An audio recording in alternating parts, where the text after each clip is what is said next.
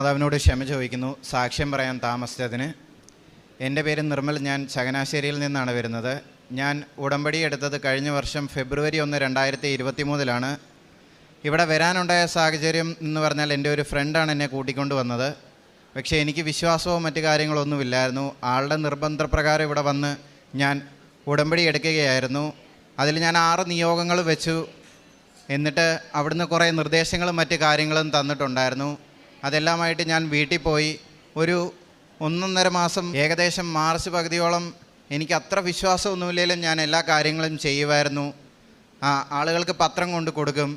പത്രം കൊടുക്കുമ്പോൾ ഇവിടത്തെക്കുറിച്ച് പല കാര്യങ്ങൾ കേട്ടിട്ടുണ്ട്. അപ്പോൾ അത് കാരണം എനിക്കൊരു മടിയുണ്ടായിരുന്നു. പക്ഷേ എന്നാണേലും ഞാൻ ആ നിർദ്ദേശങ്ങളെല്ലാം പാലിച്ചുകൊണ്ടിരുന്നു. ബൈബിൾ വായിക്കും, അതുകൂടാതെ സാക്ഷ്യം കേൾക്കും, പിന്നെ ഓർഫനേജുകളും മറ്റും വിസിറ്റ് ചെയ്യും, പ്രായമുള്ള ആൾക്കാരെ പോയി സന്ദർശിക്കും. അങ്ങനെ എല്ലാ കാര്യങ്ങളും ചെയ്തുകൊണ്ടിരുന്നു. അപ്പോൾ ഇവിടുത്തെ സാക്ഷ്യം കേൾക്കുമ്പോൾ ഞാൻ എപ്പോഴും ചിന്തിച്ചുകൊണ്ടിരുന്ന ഒരു കാര്യമുണ്ട്.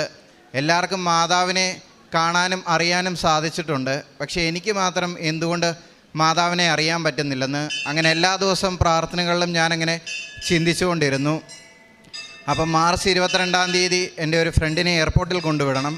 അപ്പം ഞാനും 2-3 സുഹൃത്തുക്കളും ഉണ്ട്. ഞങ്ങൾ ഏകദേശം 2 മണി 3 മണി വെളുപ്പിനെ സമയത്താണ് കൊണ്ടുവിട്ടിട്ട് തിരിച്ചു വരുന്നത്. തിരിച്ചു വരുന്ന വഴിയിൽ എന്ത് സംഭവിച്ചതാണെന്ന് എനിക്കറിയത്തില്ല. ഏകദേശം ഒരു 15 മിനിറ്റോളം ഞാൻ ഡ്രൈവ് ചെയ്യുന്ന ഞാൻ ഉറങ്ങിപ്പോയി. വണ്ടി ഇടത്തെ സൈഡിലൂടെയാണ് യാത്ര ചെയ്തുകൊണ്ടിരുന്നത്. ഞാൻ കണ്ണ് തുറന്നു നോക്കുമ്പോൾ വണ്ടി വലത്തെ സൈഡിലാണ്. അപ്പം തന്നെ ഞാൻ വണ്ടി ചവിട്ടി നിർത്തിയിട്ട് പെട്ടെന്ന് കാറിൽ നിന്ന് ഇറങ്ങി. അപ്പോഴേ എനിക്ക് മനസ്സിലായി ഫെബ്രുവരി 1 ഞാൻ ഇവിടെ ഉടമ്പടി എടുത്ത ദിവസം അന്ന് തന്നെ മാതാവ് എൻ്റെ കൂടെ എൻ്റെ വീട്ടിലേക്ക് വന്നെന്ന്. അതിൽ നിന്ന് ഞാൻ മനസ്സിലാക്കി മാതാവിനെ ഉറച്ചു മുറുകെ പിടിച്ചിട്ടുണ്ട്. എൻ്റെ ഏത് കാര്യങ്ങളിൽ നിന്നും മാതാവ് എന്നെ രക്ഷിക്കുമെന്ന്. അതിൽ പിന്നെ ഞാൻ പ്രാർത്ഥനയിലും മറ്റു കാര്യങ്ങളിലും തീക്ഷ്ണമായി ചെയ്യാൻ തുടങ്ങി. ഞാനിവിടെ ഉടമ്പടി എടുക്കാനുണ്ടായ സാഹചര്യം എന്ന് പറഞ്ഞാൽ ഞാൻ മാൾട്ടയ്ക്ക് പോകാനായിട്ട് ട്രൈ ചെയ്യുന്നുണ്ടായിരുന്നു. ഞാനൊരു BHM സ്റ്റുഡൻ്റാണ്. കംപ്ലീറ്റ് ചെയ്ത് കഴിഞ്ഞ് ജോലി എന്നുള്ള ഒരു സ്വപ്നമായിരുന്നു എൻ്റെ ലക്ഷ്യം. അപ്പം മാൾട്ടയ്ക്ക് പോകാനായിട്ട് ട്രൈ ചെയ്തുകൊണ്ടിരുന്നു. ഏകദേശം 4-5 മാസമായിട്ടും ഒരു ഇമ്പ്രൂവ്മെൻറ്റും അതിനകത്തുണ്ടായില്ല. അപ്പോഴാണ് ഇവിടെ വന്ന് ഉടമ്പടി എടുക്കാനുള്ള തീരുമാനത്തിലെത്തിയത്. ഇവിടെ വന്ന് ഉടമ്പടി എടുത്തു. ഏകദേശം മാതാവിനോട് പ്രാർത്ഥിച്ചതിൻ്റെ ഫലമായിട്ട് എനിക്ക് ആ മാൾട്ടയ്ക്ക് പോകാനുള്ള വർക്ക് പെർമിറ്റും മറ്റ് കാര്യങ്ങളും കിട്ടി. പക്ഷേ എൻ്റെ ഒരു തെറ്റായ തീരുമാനം കൊണ്ടാണ് ഞാൻ, കാരണം ഉടമ്പടി മെയ് 5 തീർന്നത്. പക്ഷേ എനിക്ക് ഏകദേശം വർക്ക് പെർമിറ്റ് കിട്ടിയത് മെയ് 28 സമയത്താണ്. പക്ഷേ അത്രയും ഒരു കാലയളവിൽ മാതാവ് തരുമെന്ന് ചിന്തിച്ചിട്ട് എൻ്റെ ഒരു തെറ്റായ തീരുമാനം കൊണ്ട് എനിക്കത് മുന്നോട്ട് പോകാനായിട്ട് പറ്റിയില്ല. പക്ഷേ ഞാൻ പിന്നെയും മാതാവിനോട് മറ്റ് പല കാര്യങ്ങൾക്കായിട്ടും പ്രാർത്ഥിച്ചുകൊണ്ടിരുന്നു. അതുകൊണ്ടിപ്പോൾ എനിക്ക് കാനഡയ്ക്ക് പോകാനായിട്ടുള്ളൊരു അവസരം മാതാവ് ഒരുക്കി തന്നു. എപ്പോഴും ഞാൻ മാതാവിനോട് ലൈറ്റ് എ ക്യാൻഡിൽ പ്രയർ റിക്വസ്റ്റും മറ്റ് കാര്യങ്ങളും ഇട്ട് പ്രാർത്ഥിച്ചു. അതിൻ്റെ ഫലമായിട്ട് എനിക്ക് എത്രയും പെട്ടെന്ന് ലോൺ പാസ്സായി കിട്ടി. IELTS വേണ്ടി ഞാൻ 10 ദിവസം കൊണ്ടാണ് പ്രിപ്പയർ ചെയ്തത്. എനിക്ക് ടെൻഷനും പേടിയും മറ്റ് കാര്യങ്ങളെല്ലാം ഉണ്ടായിരുന്നു. പക്ഷേ മാതാവ് എൻ്റെ കൂടെ നിന്നുകൊണ്ടും എനിക്ക് ആവശ്യമുള്ള ഏത് സ്കോറാണോ മാതാവ് എനിക്കത് തന്ന് അനുഗ്രഹിച്ചു. ഇതാണ് എനിക്ക് 2 അനുഗ്രഹങ്ങൾ. മൂന്നാമത് കിട്ടിയെന്ന് പറഞ്ഞാൽ എൻ്റെ മാതാവിന് 10 വർഷമായിട്ട് ചിക്കൻ ഗുനിയയുടെ രോഗം അഫക്റ്റ് ചെയ്തിട്ട് പണികളൊന്നും ചെയ്യാൻ പറ്റത്തില്ല. തോളിൽ നീരും കാലിൽ വേദനയും മറ്റും എല്ലാമായിരുന്നു. ഇവിടുന്ന് ഞാൻ കൊണ്ടുപോയ ഉടമ്പടി തൈലവും മറ്റ് വസ്തുക്കളും എല്ലാം പ്രാർത്ഥനാ സമയത്ത് മാതാവിന് നൽകുകയും അതിൻ്റെ ഫലമായിട്ടാണ് അമ്മ എന്നോട് എപ്പോഴും പറയും, ഇവിടുത്തെ മാതാവിൻ്റെ അത്ഭുതം കൊണ്ടാണ് ഇപ്പോൾ ഒരു രോഗങ്ങളുമില്ല, ആൾ ഭയങ്കര ആക്റ്റീവായിട്ട് നിൽക്കുന്നുണ്ട്. പിന്നെ ഇവിടെ ഉടമ്പടി വന്ന് എടുത്തതിന് എനിക്ക് പല ഗുണങ്ങൾ കിട്ടി. ഞാൻ വിശ്വാസം ഉണ്ടായിരുന്നു എന്ന് ചോദിച്ചാൽ ശരിയാണ്, ഉണ്ടായിരുന്നു. പക്ഷേ അത്ര തീക്ഷ്ണമായിട്ടില്ലായിരുന്നു. ഇവിടെ നിന്ന് വന്നു പോയതിന് ശേഷം കുർബാനയിൽ പങ്കെടുക്കാൻ തുടങ്ങി. 2 ആഴ്ച കൂടുമ്പോൾ കുമ്പസാരിക്കാൻ തുടങ്ങി. പിന്നെ രോഗികളെ സന്ദർശിക്കാൻ തുടങ്ങി. അങ്ങനെ എല്ലാ കാര്യങ്ങളും എൻ്റെ വ്യക്തിപരമായ ജീവിതത്തിൽ ഒത്തിരിയേറെ മാറ്റങ്ങൾ സംഭവിച്ചു. ഇത്രയും അനുഗ്രഹം തന്ന മാതാവിനും ഇവിടുത്തെ അച്ഛനും ഞാൻ എൻ്റെ നന്ദി അർപ്പിക്കുകയാണ്. കാരുണ്യ പ്രവർത്തികളായിട്ട് ഞാൻ ഓർഫനേജുകൾ വിസിറ്റ് ചെയ്യും. അപ്പോൾ എന്നെ കഴിയാവുന്ന സഹായങ്ങൾ ഞാൻ ചെയ്തുകൊണ്ടിരുന്നു. കാരണം അവർക്ക് വേണ്ടത് ഫുഡാകാം, മറ്റ് പല രീതികളിലാകാം. ഞാനൊരു ജോലിയില്ലാതെ നിന്ന സമയമാണേലും എനിക്ക് കിട്ടുന്ന പോക്കറ്റ് മണികളും മറ്റ് കാര്യങ്ങളിൽ നിന്ന് ഞാൻ അവർക്ക് സഹായം ചെയ്തുകൊണ്ടിരുന്നു.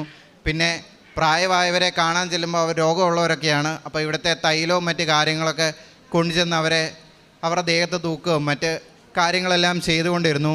പിന്നെ ഒരു കാരുണ്യ പ്രവർത്തനം എന്ന് പറഞ്ഞാൽ പത്രം വിതരണം ചെയ്യുന്നതാണ്. ഞാൻ ഓൾറെഡി സൂചിപ്പിച്ചായിരുന്നു എനിക്ക് മടിയായിരുന്നെന്ന്. പക്ഷേ ആ മടിയൊക്കെ മാറി പിന്നെ ഏറ്റവും ഊർജ്ജസ്വലമായിട്ട് ഞാൻ കൊടുക്കാൻ തുടങ്ങി. അതപ്പം ഞാൻ ചെല്ലുന്ന വീടുകളിലൊക്കെ പ്രാർത്ഥിച്ചിട്ടാണ് ഞാൻ ചെന്ന് കൊടുക്കുന്നത്. അപ്പോൾ അവരൊക്കെ 2 കൈ നീട്ടിയാണ് സ്വീകരിക്കുന്നത്. ഞാൻ വിചാരിച്ച പോലെ ഒന്നുമല്ലായിരുന്നു കാര്യങ്ങൾ. എല്ലാവർക്കും മാതാവിനെ ഇഷ്ടമായിരുന്നു. പക്ഷേ എന്തോ എൻ്റെ തെറ്റായ തോന്നലാണ് അങ്ങനെ ഉണ്ടായത്. പിന്നെ അച്ഛൻ എപ്പോഴും പറയുന്ന ഒരു കാര്യമുണ്ട്, എപ്പോഴും നമ്മുടെ മെറിറ്റ് കൊണ്ടല്ല മാതാവിൻ്റെ മെറിറ്റ് കൊണ്ടാണ് കിട്ടിയത്. ഞാനതിൽ ഉറച്ചു വിശ്വസിക്കുന്നു. വിശുദ്ധ ഗ്രന്ഥത്തിൽ വിലാപങ്ങളുടെ പുസ്തകം 3-ാം അധ്യായം 40-41 തിരുവചനങ്ങൾ അരുളി ചെയ്യുന്നു, നമുക്ക് നമ്മുടെ വഴികൾ സൂക്ഷ്മമായി പരിശോധിക്കുകയും കർത്താവിങ്കിലേക്ക് തിരിയുകയും ചെയ്യാം.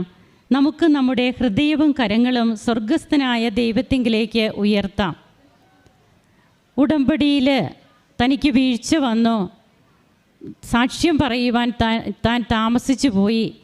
ഇതെല്ലാം ഈ മകന് മനസ്സിലാകുമ്പോൾ പിന്നീട് എങ്ങനെയാണ് തൻ്റെ ജീവിതത്തിൽ പിന്നീടുള്ള ഓരോ കാര്യങ്ങളും താൻ ചെയ്തതെന്നും തനിക്ക് കിട്ടിയ കൃപകളെല്ലാം തൻ്റേതല്ല, തൻ്റെ യോഗ്യത കൊണ്ടല്ല, അതെല്ലാം ദൈവത്തിൻ്റെ കൃപകളാണ് എന്നുള്ള ബോധ്യത്തിൽ ഉറച്ചു നിന്നുകൊണ്ട് ഇന്ന് നിർമ്മൽ ഈ തിരുവൾത്താരയിൽ നിന്ന് തന്നെ വെളിപ്പെടുത്തുകയാണ്. ദൈവം തൻ്റെ കൂടെ സഞ്ചരിക്കുന്നുണ്ട്, തനിക്ക് ദൈവത്തിൻ്റെ സാന്നിധ്യം മനസ്സിലാക്കുവാൻ സാധിക്കുന്നു. ഇതൊക്കെയാണ് ബോധ്യങ്ങൾ.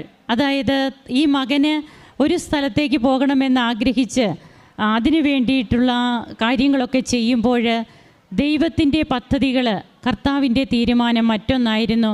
മാൾട്ടയ്ക്ക് പോകുവാൻ ആഗ്രഹിച്ച ആളെ കാനഡയ്ക്കാണ് ഇന്നിപ്പോൾ പോകുവാനുള്ള കാര്യങ്ങളൊക്കെ ക്ലിയറായിട്ട് നിൽക്കുന്നത്.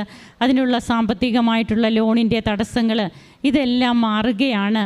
അതുപോലെ തൻ്റെ അമ്മയുടെ രോഗസൗഖ്യം, എല്ലാറ്റിലും ഉപരിയായിട്ട് തനിക്ക് എങ്ങനെ ഇന്ന് കൂടുതൽ വിശ്വാസത്തോടെ വിശ്വസ്തയോടെ ഇന്ന് തൻ്റെ ആത്മീയ ജീവിതം മുമ്പോട്ട് നയിക്കുവാൻ സാധിക്കുന്നു. അതുകൊണ്ടാണ് തിരുവചനം പറയുക, സ്വർഗസ്ഥനായ ദൈവത്തിങ്കിലേക്ക് നമുക്ക് കരങ്ങൾ ഉയർത്താം, നമുക്ക് നമ്മുടെ പാതകൾ നേരെയാക്കാമെന്ന്.